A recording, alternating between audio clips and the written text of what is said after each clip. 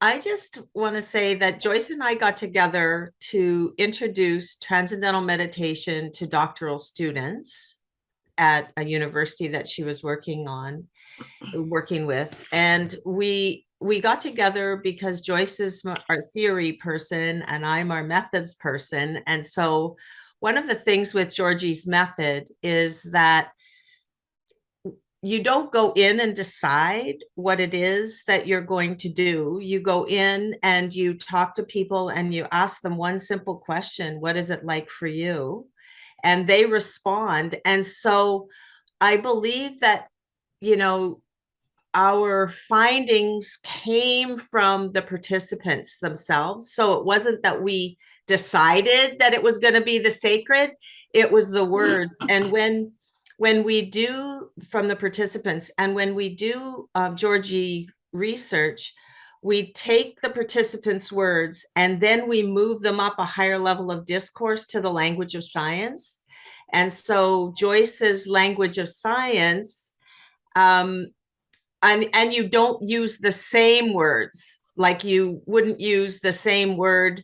You know, if a participant said this word, we wouldn't use that word, we would find another word that's a higher level of discourse. So that's kind of how, at least from my perspective, how it sort of flowed. Joyce, what do you think? Same thing, Catherine. I would just say it comes from the direct experience of the felt experience of allowing yourself to quiet your chatter as you learn this process of meditation and just go into the experience itself. What you're left sitting with, in a sense, is a quietness that also carries a sense of love and compassion within it as you're held in this environmental space that's innately in all of us and in the natural world around us. That it just allows you to quiet down and just sit with what is. And what our participants said, they articulated it through their own language as they came back and made their journal notes. It's something that you want to note right away as soon as you've had the experience. Otherwise, you tend to forget it as we learn to move into our objective, ordinary consciousness of everyday life. But the meditation experience itself allows you to drop into a certain quiet that takes you to a mindfulness and then into a transcendent place where your body, your systems, everything seem to find some kind of coherence within the frequencies within yourself. And of course, the whole world around us is an energetic field, so that you sort of come out of your smaller egoic self that walks through everyday life, and you move into this larger you, that which is an expanded consciousness in a sense, that has this extended awareness or perception ability that has its own sense of frequency waves. And we know that wave patterns carry information, and that information that tends to, at least for me, because I've experienced this myself, is that it takes you to what we recognize in our language as love, really, from this heart space. So that as you come back into ordinary consciousness, that feeling carries with you, so to speak, and you learn to become more literate in a sense of carrying this expanded sense of perception awareness that has a real sense of the sacred that you might recognize if you walked into what you consider, whatever the unique person's, what they consider sacred. It might be the natural world, it might be a church, it might be a cathedral, it might be the sounds of a choir, or whatever it is that takes you to that place.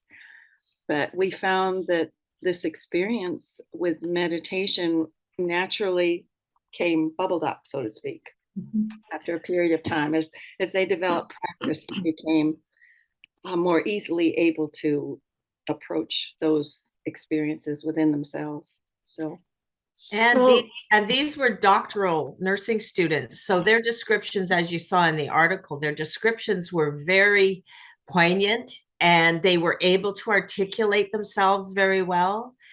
But they were novice meditators. And that's what we found really exciting about the fact that these were novice meditators having these profound experiences, having just learned TM. Whereas, a lot of times it's, oh, well, the ones who've been doing it for 20 years are the ones that are having these transcendent experiences. And so that's one of the reasons why we really wanted to publish this and get it out there, because it demonstrates the power of TM, really, and the importance of it. And this is actually, I believe, the first qualitative study using a Georgie method that's out there in the literature.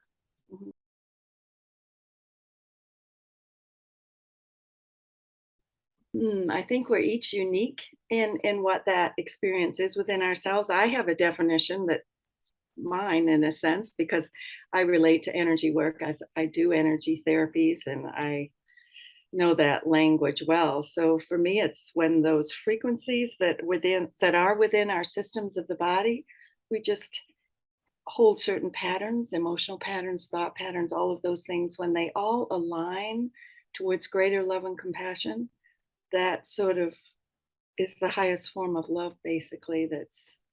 Um, it's not so much attached to like an individual space or thing. It's a direct experience. It's felt within. Then you know when you're there because it just feels so peaceful, settled, expanded. Well, even humble. It's I guess I would say everyone is unique because they'd have to use their own language of what that is for them.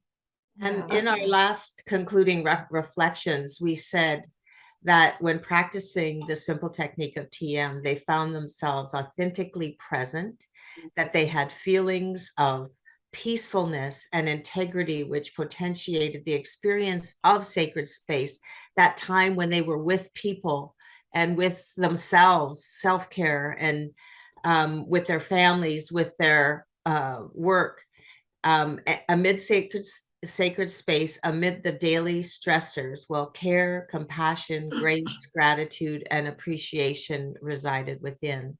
So it's sort of that whole encompassing experience. And as nurses, because, from a higher level of discourse, from our language of nursing, caring and compassion is who we are, how we are, why we are. Mhm. And I think that's really powerful. Right. It has that ring of, as you said, Catherine, authenticity of being honest Yes. and having great integrity and recognizing the good, the true, and the beautiful that is all around us, that dwells within us as well. So it's a deep connected. It's a sense of not ever being alone because you have all of this around you that is one with you. It's a sense of that unity of experience as well. And participants, they actually enhance their attention and intention on Mhm. being with people in different ways than they were, not as task focused, more people focused, Mhm. more Relationship focused. yeah, Yeah. yeah, yeah, relationship focused, plus articulate, and their thought processes were clearer. Like the person who described the fact that, well, the resident was looking for the ACLS manual to figure out what to do during the code. That nurse took over the code and knew exactly what to do, exactly when to do it, while that other person was out here. And they did save that person. So, it created that knowledge and that clarity of thought, Mhm. which I think is really important. Yeah.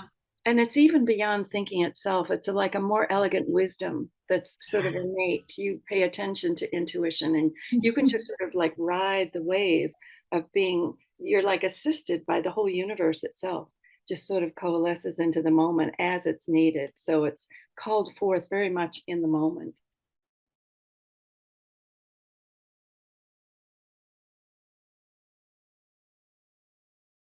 On just knowing the steps of what you should do when you think linear, rationally, and logically. That's a very slow way of of being with information. There's another level where you include all the emotions, the belief systems, the meaning, the felt space, which is another whole level of information that we all participate in. It's all present all at the same time. And then at this transcendent level, though, you're more than just this. Like I said, it's that universal participation in the moment. And you sort of get into a sense of flow. It's like an effortless effort. You're in action, but you're carrying this love and compassion and just placing it into the finite moment. So if nurses' actions come from that place, there's a sense of resonance with who you're working with, like you're on the same wavelength and you're attuned to what it is that's important to them in the moment as well. So it's like a mutual process that goes on. It's not just the nurse doing two in a hierarchical way that you might think of in that steps process of the lower level of information, actually, which is how most of us are educated. When you bring this other level of information in, you're working in this area of effortless effort, of this larger space that becomes sacred as if you're assisted and you're helped by something from the whole sense of the whole, which is the creator or the source of this love and compassion, which some people call God. Other people have other words for it, but it's all there present in the moment. And then what emerges from those actions are indeed calls forth what is the highest good in the moment for that patient that you're with. And it's not just the patient, it's the patient, the patient's family, Yeah. your fellow nurses, the everyone you're working with. It's that all-encompassing Mhm. group of individuals and people and spirits that are with you Right. um, And for that yourself you as make a well. difference with. Yeah. And we also talk about, like Dr. Watson talks about, the knowing, being, doing, and becoming. And so that um, grows with nurses as they, and I mean, we, spoke of that in our article as well.